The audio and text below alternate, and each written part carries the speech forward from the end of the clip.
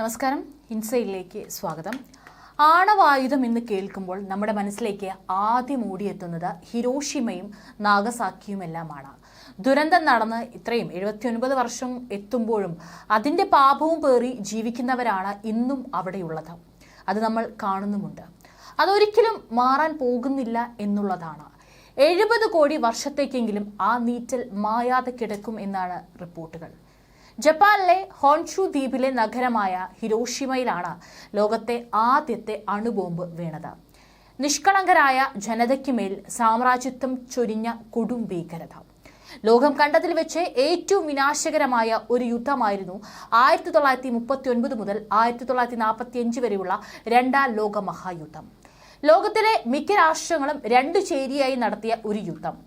30 രാജ്യങ്ങളിലെ 100 മില്യൺ ജനങ്ങൾ നേരിട്ട് പങ്കെടുത്ത ഈ യുദ്ധത്തിൽ അതിലെ പ്രധാന രാജ്യങ്ങൾ അവരുടെ സാമ്പത്തിക, വ്യാവസായിക, ശാസ്ത്രീയ കഴിവുകൾ മുഴുവൻ ഉപയോഗപ്പെടുത്തി യോദ്ധാക്കളെന്നോ സാധാരണ ജനങ്ങളെന്നോ വ്യത്യാസമില്ലാതെ നടത്തിയ വിനാശകരമായ കടന്നുകയറ്റം.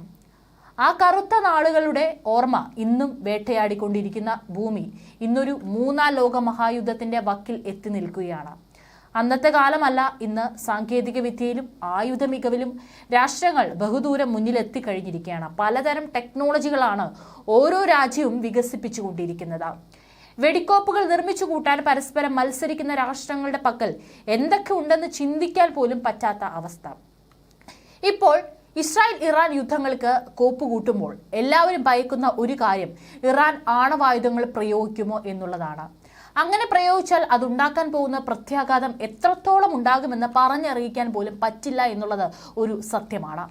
ഇതിനെക്കുറിച്ച് പറയാൻ കാരണം ഇപ്പോൾ അതിവേഗം പുരോഗമിക്കുന്ന ആണവ പദ്ധതിയുമായി ബന്ധപ്പെട്ട് US-മായി ചർച്ചകൾക്ക് സന്നദ്ധമെന്ന് ഇറാന്റെ പരമോന്നത നേതാവ് അയത്തുള്ള അലി ഖമേനി അറിയിച്ചിരിക്കുകയാണ്. ശത്രുവുമായുള്ള ചർച്ചകൾക്ക് പരിഷ്കരണവാദിയായ മസൂദ് പെസഷ്കിയാന്റെ സർക്കാർ തടസ്സമല്ലെന്ന് ചൊവ്വാഴ്ച ഖമേനി പറഞ്ഞിരിക്കുകയാണ്. ചർച്ചകൾ നടക്കുമെങ്കിലും അമേരിക്കയെ അമിതമായി വിശ്വസിക്കരുതെന്നാണ്, ജാഗ്രത പാലിക്കണമെന്നും പെസഷ്കിയാൻ സർക്കാരിന് മുന്നറിയിപ്പ് നൽകി. സാമ്പത്തിക ഉപരോധം നീക്കുന്നതിന് പകരമായി ആണവ പദ്ധതികൾ പരിമിതപ്പെടുത്തുമെന്ന് 2015 കരാറിൽ ഇറാൻ സമ്മതിച്ചിരുന്നു. എന്നാൽ 2018 US പിന്മാറിയതോടെ ആ കരാർ പൊളിയുകയായിരുന്നു. ഇപ്പോൾ എന്തുകൊണ്ടാണ് ശത്രു രാജ്യത്തെ ഇങ്ങനെ ഈ സമയത്ത് തന്നെ ക്ഷണിച്ചിരിക്കുന്നത് എന്നുള്ളതാണ് ലോകം മുഴുവൻ ഇപ്പോൾ ചോദിക്കുന്നത്. കാരണം ഇബ്രാഹിം റൈസിയുടെ മരണശേഷം ഏറ്റവും മുൻപിൽ യുദ്ധം പ്രഖ്യാപിച്ചു നിൽക്കുന്നത് ഇറാന്റെ പരമോന്നത നേതാവ് അയത്തുള്ള അലി ഖമേനിയാണ്. അദ്ദേഹം തന്നെയാണ് ഇപ്പോൾ ഇങ്ങനെ ഒരു നിർദ്ദേശവും മുൻപോട്ട് വെച്ചിരിക്കുന്നത്. അതുകൊണ്ട് അതിന് പിന്നിൽ എന്തെങ്കിലും തന്ത്രപ്രധാനമായിട്ടുള്ള നീക്കമുണ്ടോ എന്നുള്ളതാണ് എല്ലാവരും സംശയിക്കുന്നത്. പക്ഷേ അമേരിക്ക ഇതുവരെയായിട്ടും ഈ ക്ഷണത്തെ സ്വീകരിക്കുകയോ നിരാകരിക്കുകയോ ചെയ്തിട്ടില്ല. എന്തായിരിക്കും അമേരിക്കയുടെ തീരുമാനം എന്നുള്ളതാണ് ലോകം ഉറ്റുനോക്കുന്നത്. അമേരിക്കയാണെങ്കിൽ നിരന്തരം ഇസ്രായേലിലേക്ക് ബില്യൺ കണക്കിന് ആയുധങ്ങളാണ് കയറ്റുമതി ചെയ്യുന്നത്. അതും ഇറാൻ അടക്കമുള്ള ശത്രു രാജ്യങ്ങൾക്ക് നേരെ പ്രയോഗിക്കാൻ. അതുകൊണ്ട് അമേരിക്ക ഒരു ചർച്ചയ്ക്കായി പോകുമോ എന്നുള്ളതാണ് സംശയം. ഇനി ഇറാനിലേക്ക് വരികയാണെങ്കിൽ ഇറാന്റെ അടുത്ത പരമോന്നത നേതാവാകാനുള്ള സാധ്യത കൽപ്പിച്ചിരുന്ന ഇറാൻ പ്രസിഡന്റ് ഇബ്രാഹിം റൈസി ലോകരാജ്യങ്ങളുമായുള്ള ആണവ ചർച്ചകളിൽ ശക്തമായി മുൻപോട്ട് പോയ നേതാവാണ്.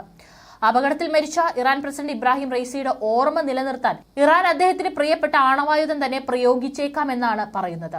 അങ്ങനെയെങ്കിൽ വീണ്ടും ലോകം രണ്ട് തട്ടിലാകുകയും മൂന്നാം ലോക മഹായുദ്ധത്തിന് കാലതാമസമില്ലെന്നാണ് വിലയിരുത്തൽ. ആണവ കേന്ദ്രങ്ങളിൽ ഇബ്രാഹിം റൈസി പുലർത്തിയ കടുത്ത നിലപാട് വലിയ US ഉപരോധത്തിന് കാരണമായിരുന്നു. നിലവിൽ ആണവ രാഷ്ട്രമല്ലെങ്കിലും സജീവമായ ആണവ സമ്പുഷ്ടീകരണ പദ്ധതി ഇറാനുണ്ട്. അടുത്തിടെയായി ഇറാൻ ആണവ സമ്പുഷ്ടീകരണം നടത്തുന്ന തോത് വലിയ അളവിൽ ഉയർത്തിയിട്ടുണ്ടെന്ന് രാജ്യാന്തര ആണവോർജ ഏജൻസി മേധാവിയായ റാഫേൽ ഗ്രോസി വെളിപ്പെടുത്തിയിട്ടുണ്ട്. വെപ്പൺസ് ഗ്രേഡ് യുറേനിയം എന്ന തലത്തിന് വളരെ അടുത്താണ് ഇറാനെന്നും ഗ്രോസി പറയുന്നു. മധ്യ ഇറാനിൽ സ്ഥിതി ചെയ്യുന്ന ഇസ്ഫഹാൻ പ്രവിശ്യയിലെ നാടാൻസ് ആണവ നിലയമാണ് പലപ്പോഴും വാർത്തകളിൽ നിറയാറുള്ളത്.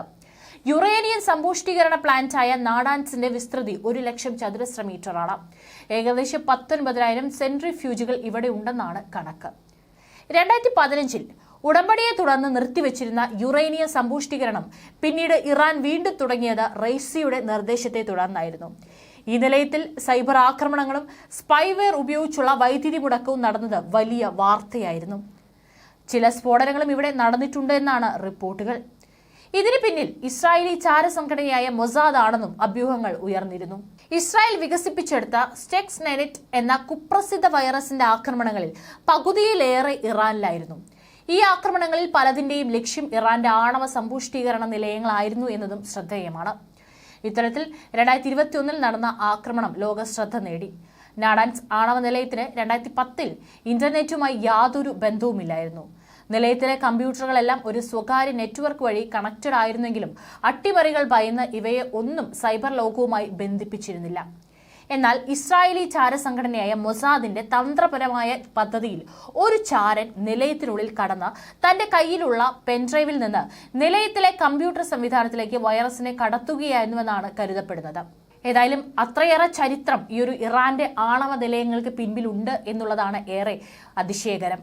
ഏതായാലും ഇറാൻ പതുക്കുന്നത് മാളത്തിൽ ഒളിക്കാനല്ല എന്നുള്ളത് വ്യക്തമാണ്. ഇനിയിപ്പോൾ എങ്ങനെ, ഏത് തരത്തിൽ, എപ്പോൾ ഒരു കുതിച്ചുചാട്ടം ഉണ്ടാകും എന്നുള്ളതാണ് അറിയേണ്ടത്.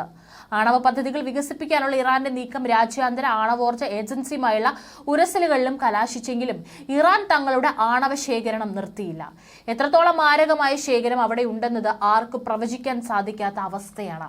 പരമോന്നത നേതാവ് ആയത്തുള്ള ഖമേനിയുടെ പൂർണ്ണ പിന്തുണ ഇതിനുള്ളതിനാൽ ഇനി എന്ത് സംഭവിക്കുമെന്നത് കാത്തിരുന്ന് തന്നെ കാണാം.